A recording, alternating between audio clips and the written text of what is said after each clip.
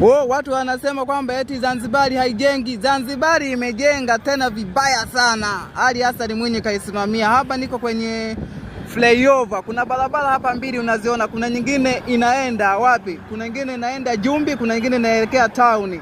Hii ukifuata hii inakupeleka mpaka Kizimkazi kwa mama kule. Alafu ukiingia hapa kwenye hii barabara hizi unaona hizi mbili hizi hapa kwenye flyover.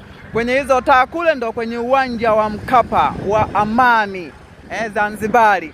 Ukirudi tena huko kuna barabara hizi zinaelekea airport Zanzibari. Yaani kama hujafika hapa bado wewe. Ali Hassan anaijenga Zanzibari, asikwambie mtu. Ali Hassan anaijenga Zanzibari, asikwambie mtu.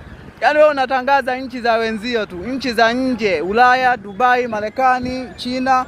Tangaza nchi yako bwana, tunajenga na sisi. Ali Hassan Mwinyi anajenga, hataki masiala kabisa, simwambie masiala mengine kwenye hela.